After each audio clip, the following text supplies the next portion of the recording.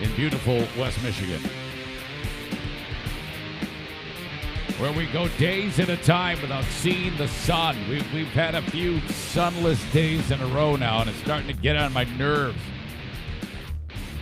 Ran into Steve Eisenman just the other day. It was Friday night. I was outside of the arena, and I was hanging out with the guy who plays Finn. His name is Ryan, and I was talking to him about stuff on the podcast. And it was me, Finn, and Denny, the security guard. Now, Denny, there's this vestibule area. It's kind of like a garage where normally he's on the inside of that where the soccer players are warming up. But in this particular case, he was actually outside of the arena. And I see him kind of like he's got someone in his ear from security talking to him to be on the lookout for something. I didn't know what it was. And then, what it turned out to be was when Eisenman gets to the rink, he usually calls ahead and says, "Hey, I'm here," because he did in the event that there's somebody who is crazy or something like that, VIP type of scenario. So, but what we don't know is that he's right there. I mean, like where we're standing, there's 3 cars. He's in one of them, but we don't know it. And then this car door opens, and someone gets out of the car. We still don't know it's Steve, or excuse me, Mr. Eisman. I can't call him Steve, and even though he told me to. And he goes over to this door by the back of the arena, and that door is not open. I don't know. We don't know where he's going now. He's been coming to this arena for years, so I don't know what the hell happened to him. But he's going to the wrong door. So Denny wolf whistles. I can't do it, but he wolf whistles. Hey, over here. Now, I don't think Denny knew it was him either. And so it's like this door is like behind a dumpster, and there's all sorts of pallets leaning up against the dumpster, and it's the door is like barricaded practically, and Eisman's banging on the door, and we're like, what the fuck is he doing? He can't. No one's going to answer the door. And so I walk. Now, I don't know it's him, and I go, hey, over here, sir. And I look, and I see it's him. I go, oh, man, this is terrible. So he comes walking up. He goes, have we always gone in this door? We're like, yeah. I've been here for 15 years. This has always been the door to me. You've been coming here for not much longer. Oh, I don't know what the hell happened to the guy. So then I go, that would have been something if you were banging on that door and then somebody opened it up and saw you there. You'd probably freak him out. And he just kind of like shrugs and goes inside. Just another day at the rink. All right. I wanted to start off with a story on the kind of like the light side, because it was definitely a weekend that was not full of light news. There wasn't a lot of light things to talk about.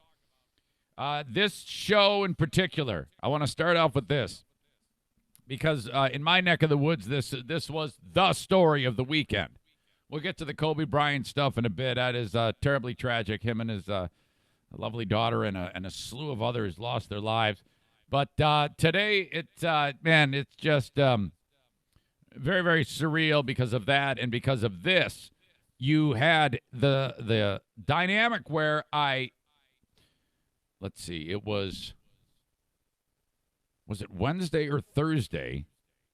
Yes, I can't remember now. It all runs together. When I read the letter from Lisa Swearinga, and she said Jay had days to live. And so then that was horrible, and I was very, very sad when I read that to you. And then, that morning, Jay died the next morning. I can't even say it. Like I said, I'm not even positive if it was 2 days or 1 day, but it doesn't matter. On Friday morning, before I started podcasting at 7:55, Jay died. Now, I had my phone on Do Not Disturb, so I had no one really pointed it out to me. If they would have, it would have been after. I think the first news I got of it was at about 10:20, when word started to spread throughout the community that Jay Allen Swearinga had passed, and that was horrible. So everything changes. Had I found out prior to Friday's podcast, it would have been a different vibe, obviously, but I didn't know about it. So right away, I'm like, oh man, this is just really, really terrible. And listener Mike, friend Mike, the guy who helped build this room, who spearheaded the effort. This is one of the most kind, gentlest of souls that you can find. Always willing to lend a hand. Extremely sweet, as are all of you. He reaches out to me and he says, you should republish your interview with Jay and Lisa. Mike's, I really value his opinion and his guidance as being a friend and a contributor to the show. He usually is on point with these suggestions. So I'm like, yeah, absolutely. There's no question. I immediately made a new introduction for the video to go with reflect the mood of the passing. And then I posted the interview. And then on a whim, I had remembered a song. It just popped into my head by Warren Zevon called Keep Me in Your Heart. And I have to be very guarded when discussing this with you because there is a chance I could fall apart at any moment. And this piece of music, in terms of songs about this subject, is the most poignant song that has ever been written, because when Warren Zevon was dying of cancer, he made his final album. He opted no medicine, and the last thing he did was he recorded this final album. And one of the songs he wrote in it, in fact, the last song, if you look this up, it's all cataloged on Wikipedia. He wrote the song Keep Me in Your Heart as he was dying, like days away, and recorded it just before he died. It was a pain in the ass and hard to do because he was so out of energy. He was zapped. But man, the dude sucked it up and he recorded the song.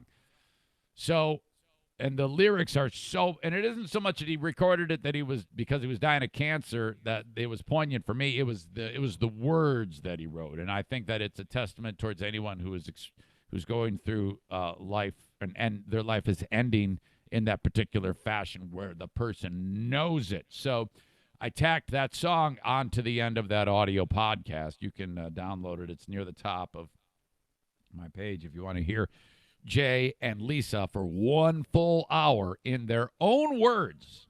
They came in this studio, and this was in mid-October when they recorded it here. Now, at that time, Jay was quite frank about his prognosis and his future, and he didn't say, I'm dying or I'm going to die. He was always very, very strong in his conviction that God would heal him. And we talked about that a lot. Now, for some of you, you will be uncomfortable with the subject matter in that bit of dialogue because Jay, Lisa, me, we're all on the same page when it comes to faith, all right? Some of you are not, and you might not like that.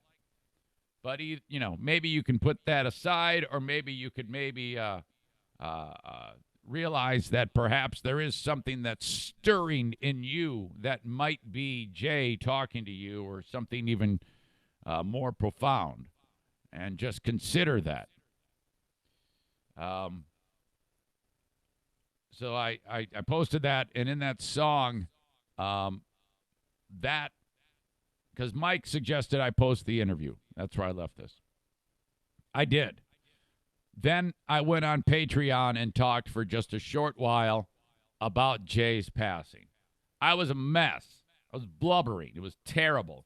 But I could only, there was no point in even trying to do anything more than talk about Jay for him, for the Patreon, for that episode for a bit. And then that's it. No more being funny for the day. I just kind of left it as that. There's a lot of very, very sad people. Okay, so the day goes on.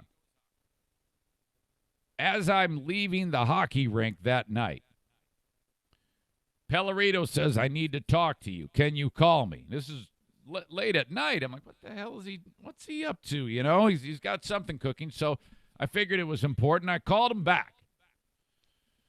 And he says, I was moved to do something, and I've been spending the whole day making a video based on Jay, you, and that song. The song in particular really struck me, and I've been guided to do this. And it's now Mike has made a living being sweet to people. Okay? Now, a lot of this, I'm gonna say it because that's what I feel. And for like I said, if any of this makes you uncomfortable, well, that's too bad. Just whatever, ignore it. I don't care. Mike was moved by the Holy Spirit to do this. That's what I believe. I didn't come out and tell him when he talked to me on the phone, but he was. And it was God talking to him again. And he answered resoundingly. And though he doesn't know Jay, he's never met him, he was moved to painstakingly pore over the 1-hour interview between Jay, Lisa, and myself, get a internet-friendly version of that song that is not copyrighted. The version of Keep Me in Your Heart that he used is not Warren Zevon. It doesn't matter.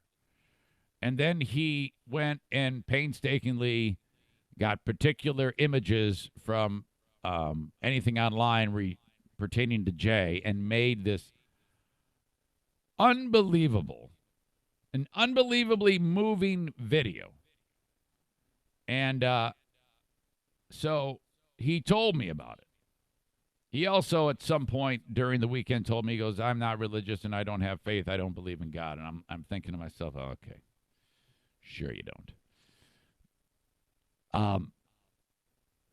If that's not God banging on your door, if you may not realize it this second, but you're getting close to opening that door, Mike. You've been a man of faith your whole life and you don't even know it. And it's some people are, you can bang them over the head with the Jesus hammer all you want. And occasionally it's going to get through, but more often than not, it's a very personal thing. And I think Mike is going through that personal thing right now, and I think it's beautiful. So, and Mike, and I said to him, he goes, and he gave me all this background about how he made it, and he goes, are you going to talk about this? And I go, I don't know.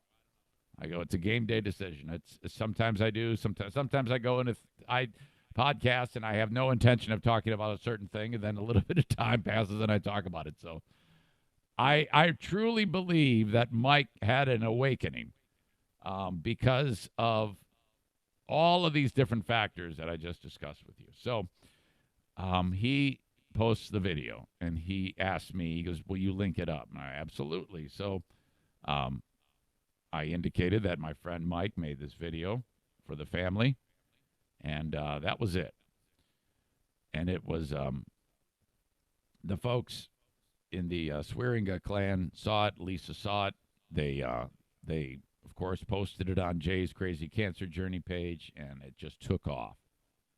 At last check, you're looking at like 15,000 people have looked at this video. That is an indication of the amount of people that Jay Allen Swearinga touched. That is that's just, it's incredible. And the comments that went along with it about how beautiful it was, I can't stress enough that this was all Mike. This would not have happened had he been not moved to do that. And I think that is a little bit of God, a little bit of Jay speaking through Mike. I believe that. You get people in this day and age who are moved to do things like this and might be used to not acknowledging that this is a God moment. They might not be used to acknowledging that is a thing. That's it. What you experienced is it. You are evangelizing. You are doing what Jay did his whole life.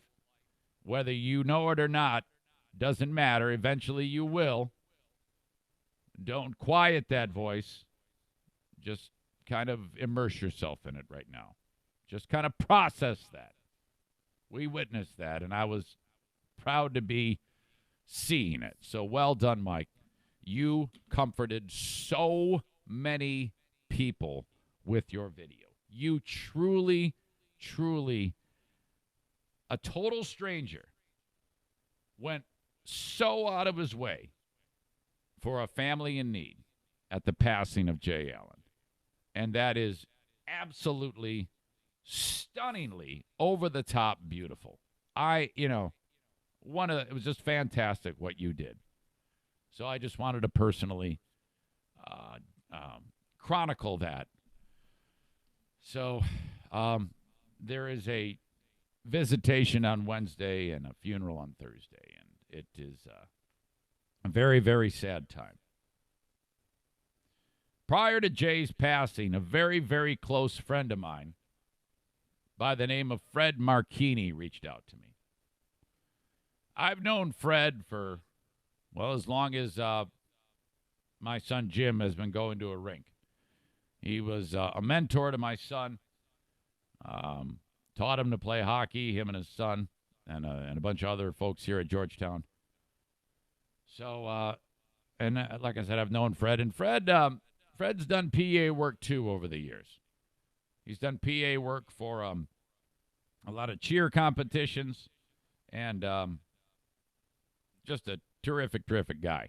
And he reaches out to me after the word came down that Lisa had posted. This is before Jay actually passed. And he says, hey, man, I've been asked to do the Kennewa Hills cheer event because Jay can't do it. And I wanted to pick your brain about this. And I go, okay, yeah. He goes, well, what should I do? I go, well, I don't know. What do you know? He goes, well, I don't know him. I don't know of him. I'm just learning now, though, that he's a very, very big deal. And I said, yeah, he sure is. What are you thinking? He goes, well, I think I should say something. I think I should do something. And I go, well, I think you're right. I think you should. That's Jay's gig. His daughter went to school there. Now she is one of the coaches with the cheer team. So, yeah, I think that's a good idea, Fred. I think you're right on top of it. I think what you're thinking is perfect. Okay, all right. And so, we talk a little bit more. Time passes, and Jay passes. So I reach out to Fred to say, yeah, man, this has just turned into something even bigger. There's going to be a lot of people mourning at this event. Jay would, do this, volunteer his time over the years for these kids. So now this is your responsibility. So I'm talking to him about it. And as time passes, he stops when he's like in mid-thought. And he goes, would you do it? I go, what? He goes, I've thought about this, and I think you should do this. I go, you want me to do it? He says, I think it makes more sense if you do it. He goes, you had a better relationship with him. Now I only knew Jay for a year, but he is right. And I go, well, I'm not going to turn it down, so are you sure? Because if you ask me to do it, I'm going to do it. Yep, I want you to do it. So it's coming up in... God, it's been such a blur. It's It's in the second week of February, I think, but it might be the 10th. I got it written down here. I added it right to my schedule immediately. So yeah, I will be hosting that event at Kennewa Hills to honor Jay and to just do that for those kids. I was honored to be considered. Thank you. Thank you to Fred. So that was kind of like dominating the day, dominating the weekend. Rest in peace, Jay. You were fantastic. All these amazing people are just so sad and will miss you. And they will always look back fondly on it. The amazing spirit that you brought. I went back and listened to that actual interview that I had in here with Jay and Lisa. And one of the things that struck me was Jay, he may have revealed a certain level of confidence about how he could get through this, but part of me is thinking that he knew that this was going to be the outcome. But the bold strength that he showed during that moment was, I mean, Jay was a sweet guy, but he was really, really strong in his convictions and his belief about what is up with God. And he seemed like the type of guy that if he tried to challenge him on that, that was a really, really bad idea, and that was going to work out poorly for you. Jay strikes me as the type of guy, in the short time that I knew him, who didn't get pissed about much. But if you crossed him on this, he's liable to kick your ass. So I just got this strong sense of security about how he felt about that when he was in here. Terrific spirit, terrific confidence. All right. Awful weekend. Followed that up. I'll talk about that in a second. As I mentioned to you, the Back Alley Comedy Club is a key sponsor of the show. They sponsor the studio. You've got comedians Dwayne Gill with Rebecca Gibson for 2 shows on Saturday. I feel weird doing these sponsors, by the way, but, that's the way it is. 2 shows on Saturday, February 1st, 8 and 9:30. Just $7 for Dwayne Gill and Rebecca Gibson. There's a lot of big shows coming down the pipe from Back Alley Comedy Club. I don't want to start rooting around online and mess up the flow of the show, but I'll get to that as the week goes on. Meanwhile, at TC Paintball, we've got a big paintball party, Paintball War number 7, coming February 12th. That's a Wednesday. You must let me know that you're coming. RSVP, Eric at ericzaneshow.com, 6 p.m. to 9 p.m., Wednesday, February 12th. I've got a few of the usual suspects, Tyler, Nate, and Kevin. I can't wait to shoot them up. But I want more of you. If you want to play paintball with me, Eric at ericzaneshow.com. If you want to book a party at TC Paintball, their number is 616-249-8227, 616-249-8227. They get going at about 11 a.m. over there each and every day. Enormous pro shop full of very, very awesome gear. Get it at TC Paintball. In fact, say, hey, I want to try that one out. And you can go try it out. I love this one. I think I'll buy it. Or I hate this one. Only a dummy like Rick would use it. All right. Thank you to my friends at TC Paintball, online at tcpaintball.com. Book a party. They got a Little League going on. At first I told you 4:30, but Rick decides to change the time and then doesn't tell me. 5 p.m. on Thursdays. Paintball Little League. 8 to 11 years old.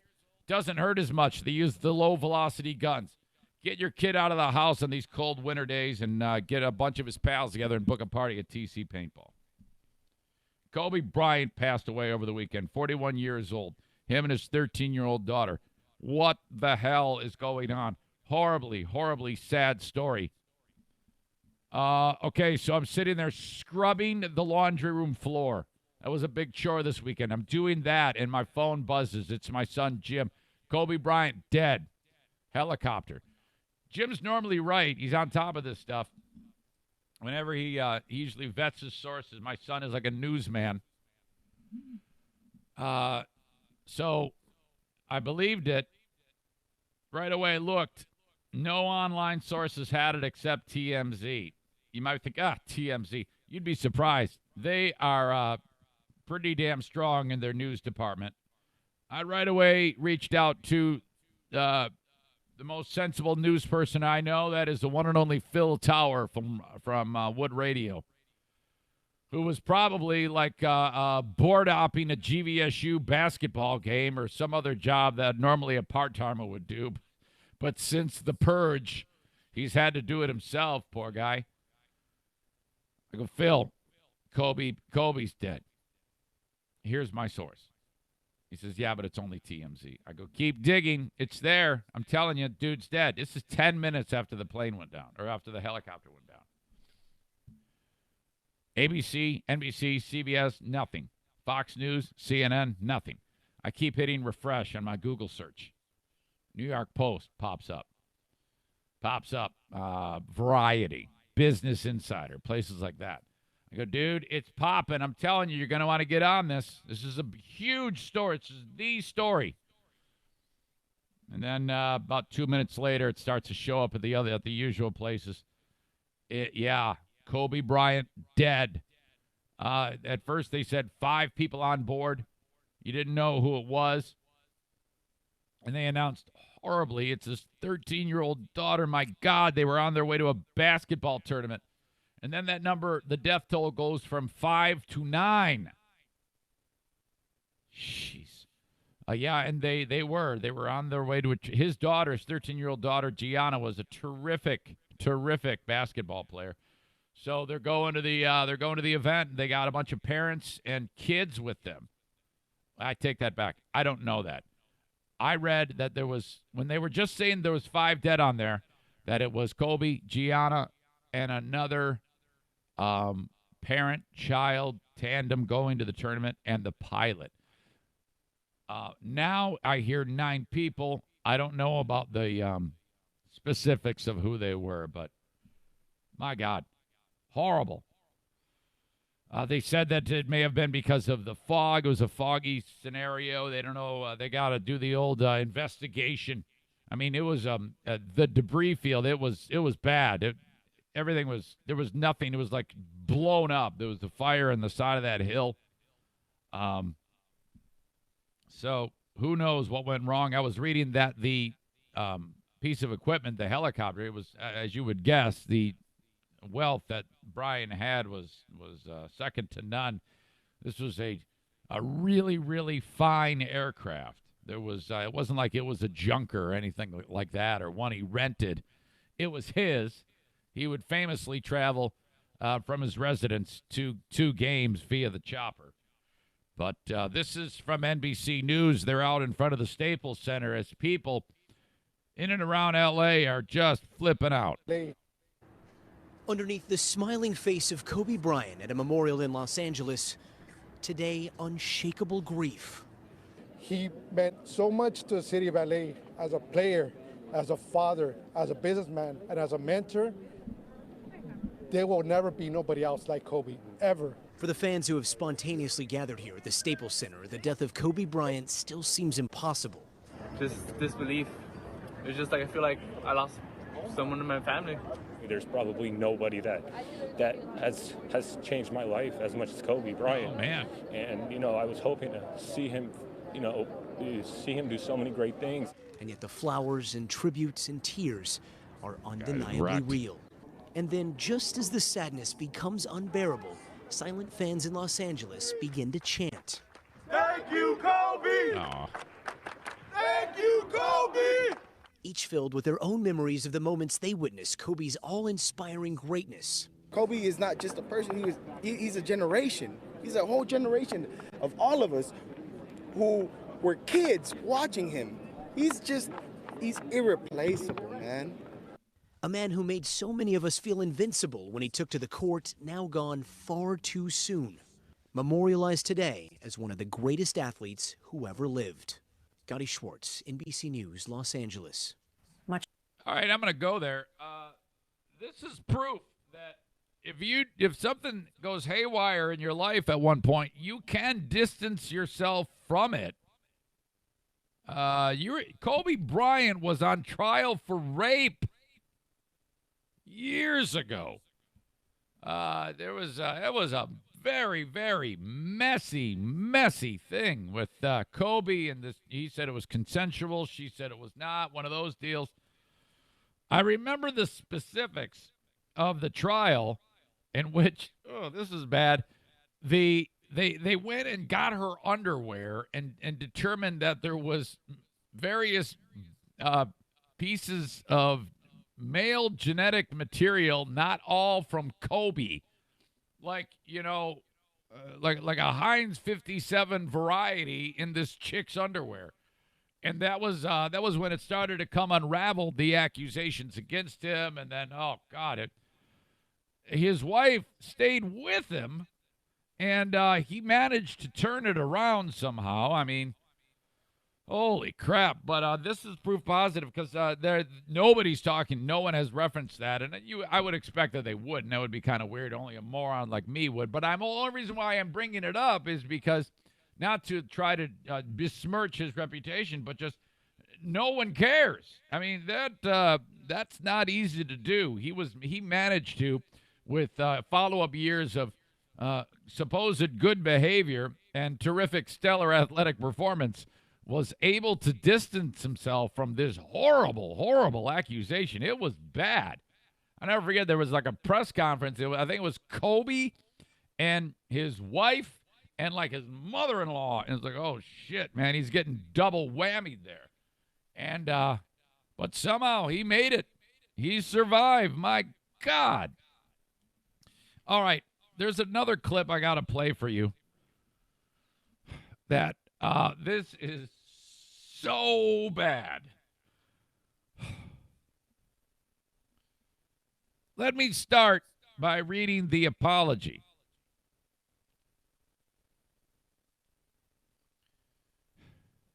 An anchor for MSNBC was reporting about Kobe. Allison Morris. She was just, doing what everybody was doing in the past 24 hours, and that's talking about him, remembering him, whatever, going to the field reporter. And her apology says, I am so sorry. I did not and would never use a racist term. Earlier today, while reporting on the tragic news of Kobe Bryant's passing, I unfortunately stuttered on air. I combined the names of the Knicks and the Lakers to say Nakers. I'm going to pause right there. It did not come out as Nakers. She did not take the acres from Lakers. She took the ers from Lakers, but not the acres from Lakers. She combined the N from Knicks and the Kers from Lakers to make another word. She said it sounded like Nakers, but it didn't. It's not. Please know I did not and would never use a racist term. I apologize for the confusion this caused.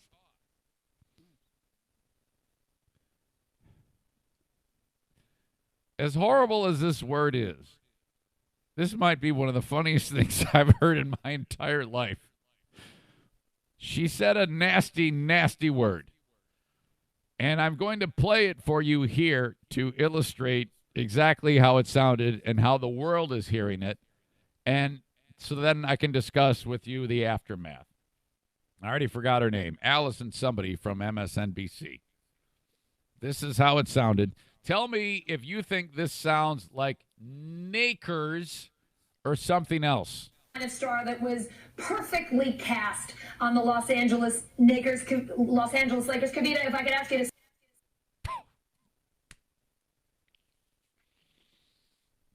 What? Oh, my God.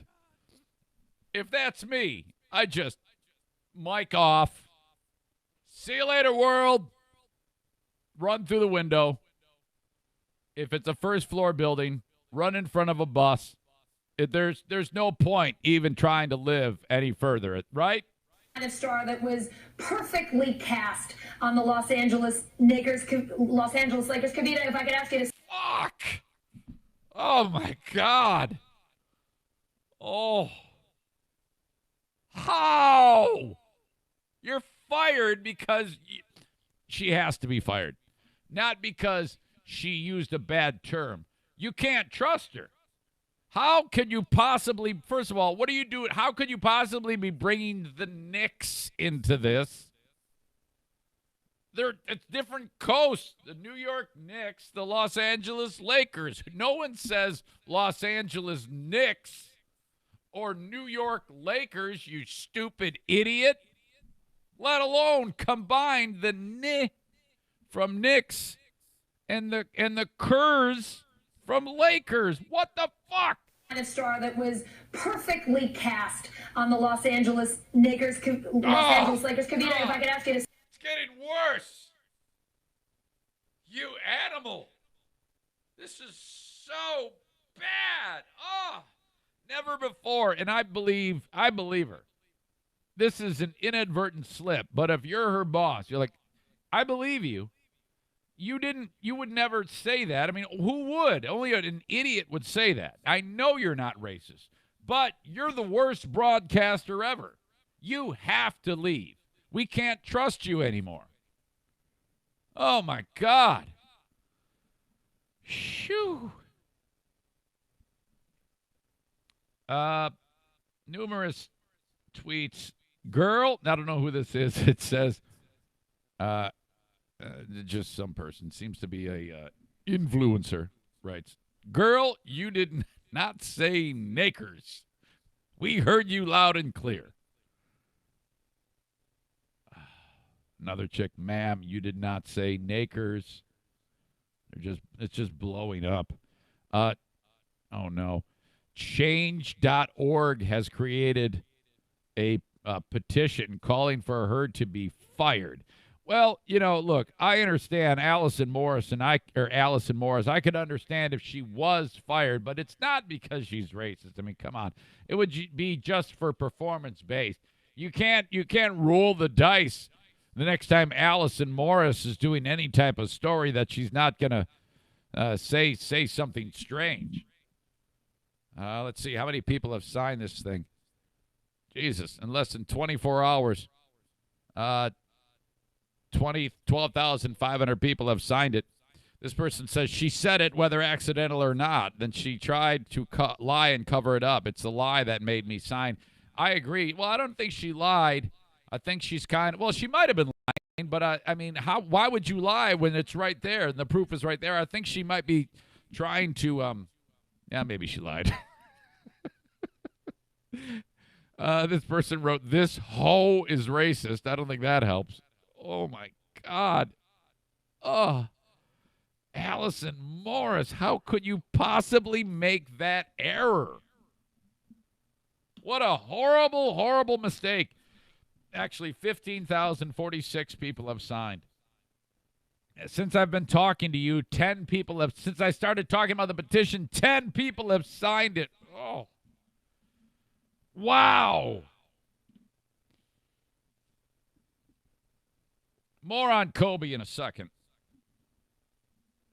Welcome in Mario Flores. The Mario Flores, what an idiot. The Mario Flores Lakeshore team, right behind me, of Van Dyke Mortgage. What a day to be welcomed on the podcast, huh? Your first official day of ads. All right. The new thing to do these days before you start looking for the home is start looking for the mortgage. Okay? That's what the Mario Flores Lakeshore team of Van Dyke Mortgage is going to do for you. No matter where you are, I want you to call upon the Mario Flores Lakeshore team of Van Dyke Mortgage. It's going to be a great relationship with them. I'm so excited about it. Their number is 231-332-6500. I already have a number of show listeners gathering the wagon saying, oh, perfect, this is exactly what I need. This is one of these folks who, of course, let's say you're a guy with an impeccable credit score and you're just going to breeze through all the normal processes. He wants you.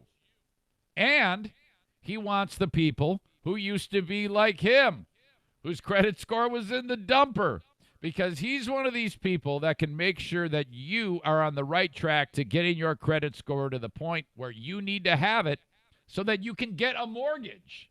Wouldn't it be great to get out of that whole rat race of where you're like, paying rent to some schmuck sleazeball landlord, and you had your own place and you're looking at your credit score and you're like, this is just not going to work, but I'm stuck. I don't know what to do. I'm overwhelmed. This is a lot of things coming at me. I wish I had somebody to help me.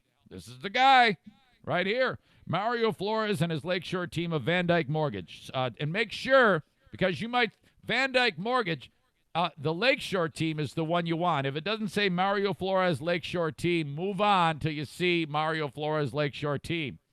But let me give you the direct number, 231-332-6500. Trust me on this one. You should trust me on all of these. 231-332-6500. And let me tell you, when it comes to like a mortgage, that's scary stuff, especially for you first-timers. You don't know what's going on. And when it comes to putting people on my podcast, everybody has to pass the sniff test. If there's some schmuck sea-sucker who has really a dirt ball, and I think, I don't know if I don't want to present this to my audience because I might look bad if they're a bunch of idiots, then I wouldn't do it. Everybody gets the sniff test applied, and everybody has passed up to this point, thank God. All straight shooters. And the reason why I bring that up is because mortgage is big time, man. It's like one of the biggest decisions you're going to make in your entire life. Make sure you have the trusted team of Mario Flores' Lakeshore team of Van Dyke Mortgage. Thank you so much to you folks for being on board. That goes for these folks, too. Irvine's Auto Repair Grand Rapids Hybrid. 220, I think, Google reviews. 5-star, 5-star, 5-star, 5-star. What? 2-star? Oh, no! Sometimes that happens. People aren't happy for whatever reason. The best part is you'll see Irvine's response. Oh, my goodness, we are so sorry that this happened to you. Let us take care of this right away. 2-star becomes 5-star. Just like that. The power is in the hands of the consumer these days. Those Google reviews go a long way. So when I tell you about these great businesses like Irvine's, look at the Google reviews, man. Everybody loves them. Their number is 616-202-5538. If you're in the West Michigan area, that's where you get your car fixed. They fix domestics, they fix Asians, and now they fix BMWs and Minis. Irvine's Auto Repair, Grand Rapids Hybrid. The tributes were pouring in for Kobe Bryant. I didn't expect this one. Shaq in tears. So upset. Yeah, absolutely. You know, who isn't? Well, probably that girl that said that Kobe raped her. I'm guessing she's not in tears. But a lot of people are broken up about this. Stephen A. Smith, you had Dwayne Wade was weeping openly. This is a horrible thing, the loss of life, that little girl, and then all those other victims. The Grammys yesterday had like this subdued air about it. It was right by the Staples Center that they had the red carpet, and it was crazy. It was a lot of really sad people there. Shaq was really bummed out, and I thought Shaq hated Kobe. Maybe they fixed it, but I look no further than this moment after Shaq left the Lakers, and then the Lakers did not win a championship, and Shaq started a freestyle about how Kobe couldn't win with him. Check it. You know how I be. Last week, Kobe couldn't do without me. You know how I be. Last week, Kobe couldn't do without me. I call myself big. You think Shaq feels bad about this? I call myself big because I live next to Diddy. Excuse me, Diddy lived next to me. So in the hood, dog, I feel like B.I.G. Because if Biggie was still here, he would be right there on Star Island in the mansion somewhere chilling, sitting on about $500 million. Because me and Guns combined, that's $500 million. For real, dog. Now that's B.I.G. Yeah. Ain't nobody in the world do it bigger than me. That's like a white boy trying to be more than me. That's like a homeless cat having more That's freaking racist. Sounds like he should be at MSNBC with that. than me. That's like Patrick Ewing having more rings than me. Oh. That's like rappers having car strip things than me. That's like you saying to yourself you're better than me. That's like Kareem saying to himself he's better than me. Now stop. Think about that.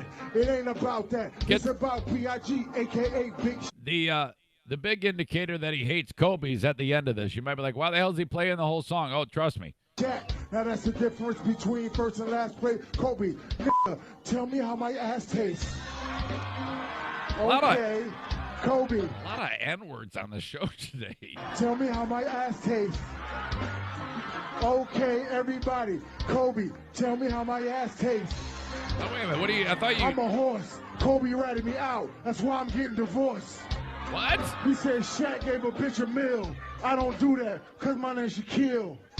I love him, but don't leave him. I got a vasectomy. Now I can't breed him. Kobe, how my ass tastes. Everybody, Kobe, how my ass tastes. Yeah, you couldn't do it without me. Kobe, you couldn't do it without me. Kobe, you can't do it without me. Everybody, Kobe, tell me how my ass tastes. Yeah, you can't do it without me. Yeah, you can't do it without me. Yeah, you can't do it without me. Everybody, Kobe. Yeah. Thank you, Brick City. I don't know. If I had a friend that would did a rap saying, "Tell me how my ass tastes," I might be pretty pissed off with that. If Freebeard did a rap and said, "Hey Zane, tell me how my ass tastes. You're sitting there in your room above your garage in your pajamas doing a podcast. Tell me how my ass tastes." Yeah, Zane, you suck shit without me. Tell me how my ass tastes. And I'm sitting there going, fucking.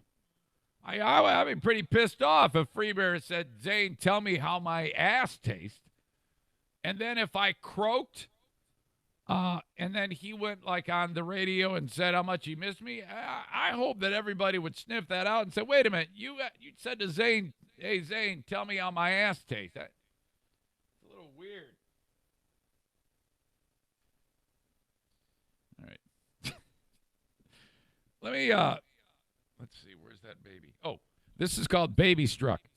A dude who knows a little bit about music for 1 year took all of the coos and the ahs and the gaga goo goos, and when his baby would smack his hand on the floor, took all these sounds, and they're all different like notes of each of the times the kid made a noise, and made a version of AC/DC's Thunderstruck. Took a little work.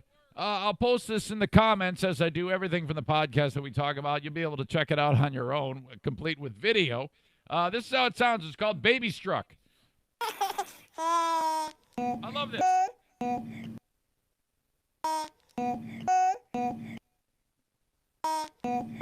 Give it a second. Here we go. Those are baby noises. All baby noises. Baby.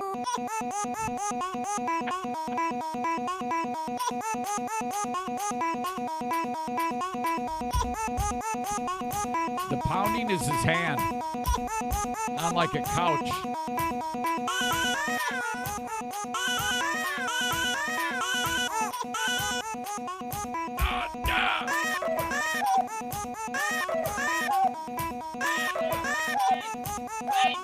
Fight for the ride.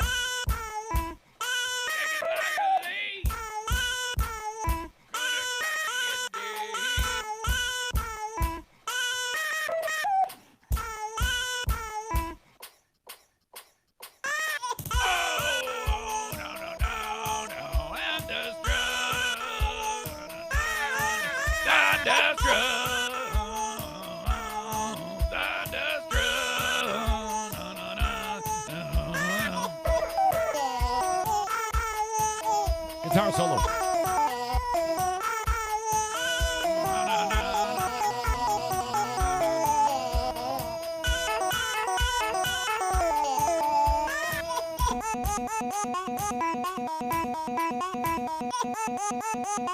Boy, Dad's got too much time on his hands. How the hell did he get that done? If you have a 1-year-old child, my God, who the hell has time to make up Thunderstruck with baby noises? He must be filthy rich or something like that to have the time to do that shit. Fantastic. All right. Also fantastic. couple of my great sponsors, Blue Frost IT. You can find them at 616-200, or you can call them at 616-200-8550, the managed IT service provider for the show, and hopefully for your small or medium-sized business. It's having an IT department at your beck and call, minus the big salary, okay? This is a way that small and medium-sized businesses are tapping into the tech service market. Companies just like Blue Frost IT, online at bluefrostit.com. Now, you might not own a small or medium-sized business, all right, but you might work for someone who does. Please, your boss is going to love you if you say, so, boss, do you ever wonder what was going to happen if things go haywire in our computer network? Well, yeah, actually, I have thought of that. Well, the Zane Show is a sponsor that I think you should know about, Blue Frost IT. Your boss is going to think you're so damn smart. 616, you might be. 616-200-8550. It's for job security. Get on the good side of your boss. Thank you, Blue Frost IT. All right, we're getting down to crunch time when it comes to taxes. All right, I told so many of you, I go, look, don't screw this up. And a lot of you have procrastinated, but that's okay because the GINS is ready to go. Tag Accounting, 616-301-9516 is the number to call for Tag Accounting, 616-301-9516. Anywhere in the U.S., by the way, anywhere in the U.S., you can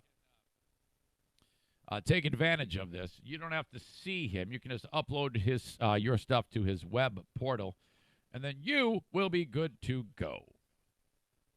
616-301-9516. All right. I have to, excuse me. Some of my stories vanished on me, so now I have to stall. Let's see. All right. Embarrassing. Hold on. Here. One-man show. This happens from time to time, and I can't type. Bernie Sanders is getting tons of shit. And that is because he is embracing the endorsement of a very famous podcaster. Some would say the most famous podcaster. There's a handful of some of them who have just been doing it for a long, long time and have a tremendous following. Mark Maron, who's another long-term one that has just gone through the roof. I can't think of any off the top of my head other than Joe Rogan. Rogan has endorsed Bernie Sanders, and people are giving Bernie Sanders a ton of shit because Joe Rogan, because he's embracing the endorsement and not like distancing himself from Joe Rogan. Now, when it comes to Joe Rogan, to me, this is a guy who just calls it like he sees it all the time, and I don't see what the problem is. But he went on record on his show and said, I like Bernie, and I'm going to vote for Bernie, and I think you should vote for Bernie too. He had Sanders on the show. They hit it off really big. It seemed like a good time. Rogan has historically been a libertarian, but he's going with his gut, and I give him credit for that. I give him credit for having the balls to stand up and say, this is who I'm voting for. You know, that's sometimes that can be trouble for some people because you might alienate some of your audience. As you know, I'm voting for Trump. I've made that very clear. I'm not afraid to say that shit. I never have been. So he's endorsing Sanders, and I'm like, fuck yes, that is a good move by him to stand up and voice that. We need more of that in the world. Too many pussies won't say what they feel. Sanders is like, I love this, man. Fuck yes, I love Joe Rogan. This is great. Well, the usual assholes have started to cut into Sanders now, saying that Rogan is like too controversial of a guy and a racist, and he's a homophobe. And Joe Rogan is anything but that. Anyone who has ever listened to Joe Rogan at any one point knows that that is not the case. Now, he has said racist shit before. There is no question. In fact, I chronicled some on this podcast, some terribly racist shit that he has said on the show. But I think he's saying it in a joking manner, and I don't think that makes somebody a racist. I've said this before. I think the term racist is used way too freely these days. You really got to do racist shit if you want to be determined a racist, in my opinion. Somebody makes a racist crack, I'm not necessarily going to say someone is a racist. There isn't a bit of hate in that guy's heart. And that, to me, is what separates a racist from just some wannabe who's saying stupid shit half the time, which I believe that is the case. Should he say that shit? No, I don't think so. I think he's making a huge mistake anytime he makes that type of joke or gets a little bit overboard with it. You know, a little jab, ball busting is one thing. Yes, there are different degrees of your racist jokes. It says in the article that more than a few progressives appalled at some of Rogan's statements over the years, and his associates thought that the campaign should repudiate the endorsement, or at least that it was wrong for Bernie's social media team to tweet out the clip. So, yeah, I don't know. I just don't think that. I just don't believe. I'm not that quick to throw somebody under the bus for racism just because they say shit. And there's CNN even posted like a lot of his comments out of context, and it makes it look a lot worse than what it is. I think that that's a good endorsement by him, and I think it's good for Sanders to embrace it. There should be no controversy. And anytime that there is controversy on something like this, in my opinion, that helps. I don't think this is a bad thing. All right. He might vote for Bernie Sanders. You never know. The one and only Joe Martinez. You can reach out to Joe at 616-516-8579 for A&E Heating and Cooling. Here's the special. He wants to install a humidifier in your home. It was $615 for all the rest of the gringos. Zane Show listeners, $515. Just mention me when you call him at 616-516-8579. 616-516-8579. Also, active and retired military and our senior citizens, you get 15% off when you mention the show. And that could be for like a repair, for an install, anything like that. 15% off when you mention the show. aeheatingcooling.net, or you can just get to their website by going to mine, ericzaneshow.com. But call them, 616-516-8579.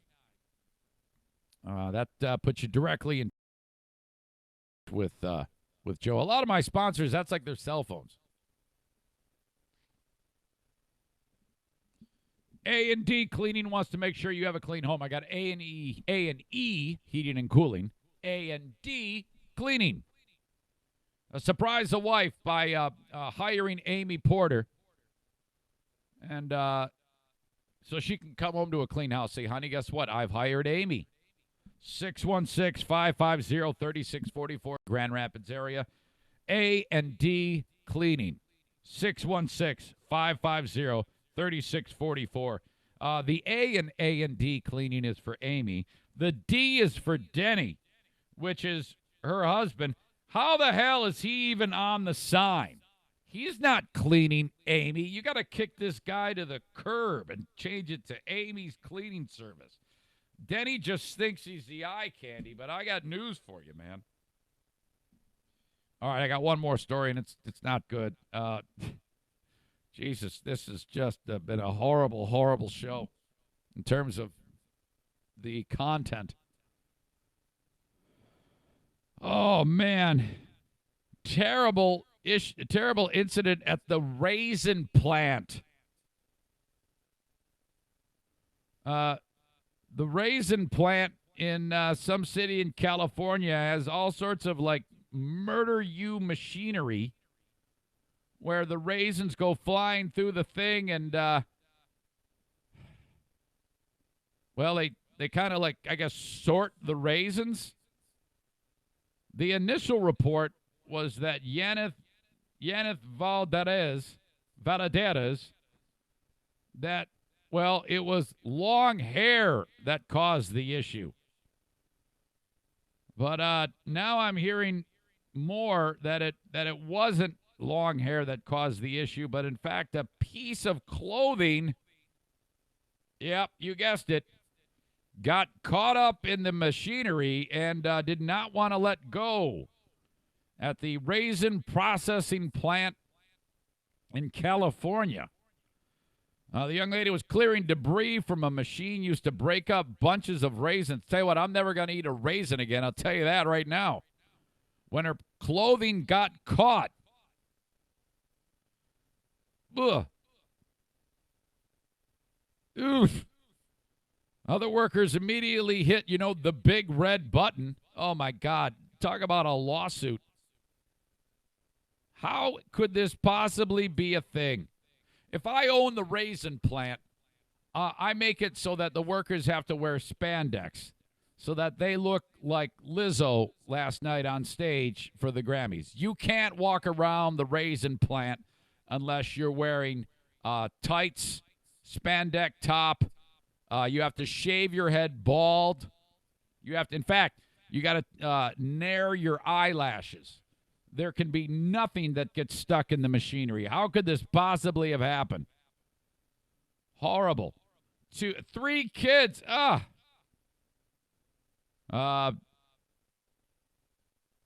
Family says that they're going to send her outside of the U.S. to be buried with her mother. I don't want to hear any jokes about citizenship either. As far as I know, she was a U.S. citizen. It happened in Delray, California. The packing company processing plant in Fresno County, California. Is a GoFundMe. I'll post it in the links to the podcast. This better be at like $5 million right now. Okay, I'm not seeing. It's all they. Okay, that's way too low. Here we are, 2 days removed, and they only raised $4,800 of the $7,000. If anybody needs cash, it's these folks. Jeez. Happened very, very fast. Police were on the scene. Coroner. Investigation will also find whether employees of the plant had been taught how to use the machinery correctly or if the plant had any violations. Holy crap, this is going to be a monster lawsuit. There will be no more raisins in the United States because this is probably the company that was packed all the Sunmaids. Gone. And I'm not eating them anyway. Can you oh, Jesus. I don't want to be anywhere near a raisin from this day forward.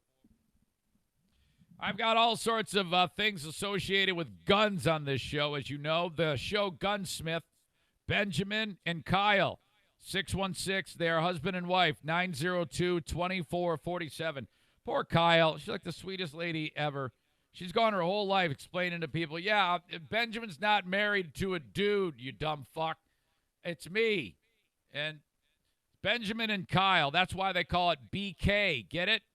Kind of like A&D cleaning. BK Guns in Stuff. They want to fix your gun. If you have any firearm that's busted, they'll fix it or clean it. 616-902-2447. Thank you, BK. Click on their logo at the Eric Zane Show Podcast homepage. It'll take you right to their Facebook.